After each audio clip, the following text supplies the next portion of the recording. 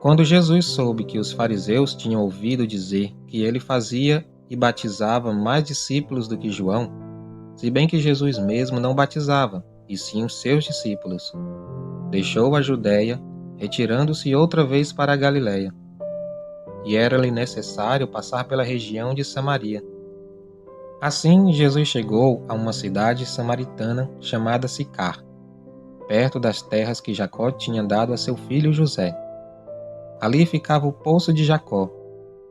Cansado da viagem, Jesus sentou-se junto ao poço. Era por volta do meio-dia.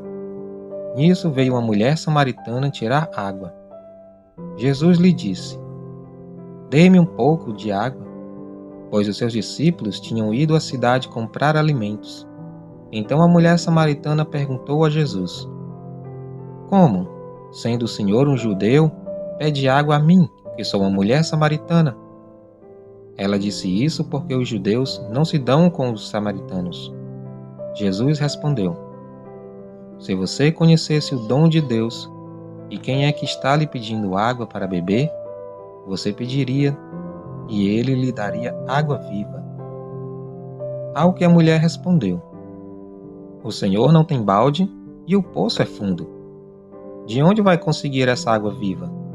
Por acaso o Senhor é maior do que Jacó, nosso pai, que nos deu o poço, do qual ele mesmo bebeu, assim como seus filhos e o seu gado?" Jesus respondeu: "Quem beber desta água voltará a ter sede. Mas aquele que beber da água que eu lhe der, nunca mais terá sede. Pelo contrário, a água que eu lhe der será nele uma fonte a jorrar para a vida eterna." A mulher lhe disse: "Senhor, quero que me dê essa água para que eu não mais tenha sede, nem precise vir aqui buscá-la." Jesus disse: "Vá, chame o seu marido e volte aqui." Ao que a mulher respondeu: "Não tenho marido." Então Jesus disse: "Você tem razão ao dizer que não tem marido, porque já teve 5, e esse que agora tem não é seu marido. O que você disse é verdade." A mulher então lhe disse: "Agora eu sei que o Senhor é um profeta. Nossos pais adoravam nesse monte, mas vocês dizem que em Jerusalém é o lugar onde se deve adorar." Jesus respondeu: "Mulher, acredite no que digo.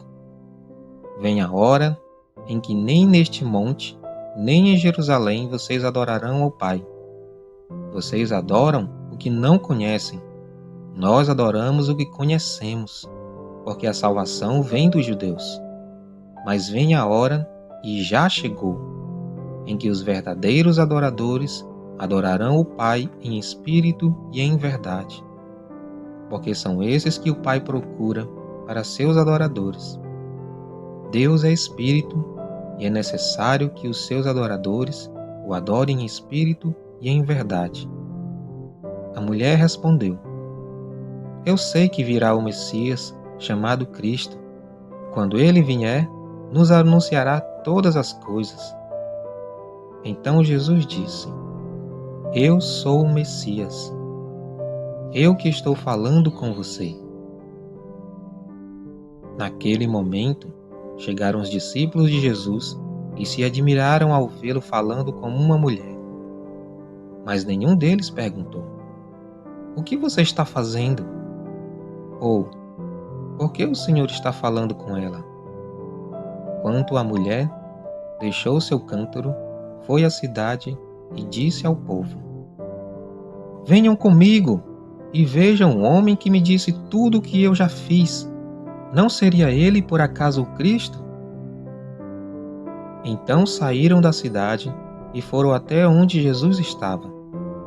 Enquanto isso, os discípulos pediam a Jesus dizendo: "Mestre, coma." Mas ele lhes disse: "Tenho para comer uma comida que vocês não conhecem." Então os discípulos começaram a dizer entre si: "Será que alguém lhe trouxe algo para comer?" Jesus lhes declarou: A minha comida consiste em fazer a vontade daquele que me enviou e realizar a sua obra. Vocês não dizem que ainda faltam 4 meses até a colheita? Eu, porém, lhes digo: levantem os olhos e vejam os campos, pois estão maduros para a colheita. Quem colhe recebe desde já a recompensa e ajunta o seu fruto para a vida eterna, para que se alegrem ao mesmo tempo o que semeia e o que colhe. Pois no caso, é verdadeiro o ditado: um é o que semeia, outro é o que colhe. Eu vos enviei a colher o que vocês não semearam. Outros trabalharam e vocês aproveitaram o trabalho deles. Muitos samaritanos daquela cidade creram em Jesus, por causa do testemunho da mulher que tinha dito: ele me disse tudo o que eu já fiz. Quando, pois, os samaritanos foram até Jesus, pediram-lhe que permanecessem com eles, e Jesus ficou ali 2 dias. Muitos outros creram nele por causa da palavra de Jesus.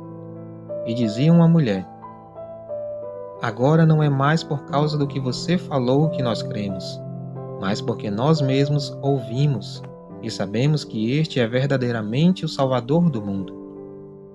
Passados 2 dias, Jesus saiu dali e foi para a Galiléia. Porque o próprio Jesus testemunhou que um profeta não tem honra na sua própria terra. Assim, quando chegou a Galiléia, os galileus o receberam, porque viram todas as coisas que Jesus tinha feito em Jerusalém por causa da festa, a qual eles também tinham comparecido. Jesus foi outra vez a Caná da Galiléia, onde tinha transformado a água em vinho. E havia ali um oficial do rei, cujo filho estava doente em Cafarnaum. Quando ouviu dizer que Jesus tinha vindo da Judéia para a Galiléia, foi até ele e pediu-lhe que fosse curar seu filho, que estava morrendo. Então Jesus lhe disse: se vocês não virem sinais e prodígios, de modo nenhum crerão. O oficial pediu mais uma vez: Senhor, venha, antes que meu filho morra. Jesus respondeu: vá, o seu filho vai viver. O homem creu na palavra de Jesus e partiu. Quando já estava a caminho, os seus servos vieram ao encontro dele, anunciando-lhe que o seu filho estava vivo. Então perguntou a que horas o seu filho havia se sentido melhor. E informaram: ontem, à 1 hora da tarde, a febre o deixou. Com isso, o pai reconheceu que aquele era precisamente a hora em que Jesus tinha dito a ele: o seu filho vai viver. E ele e toda a sua casa creram. Este foi o segundo sinal que Jesus fez, depois de ir da Judéia para a Galiléia.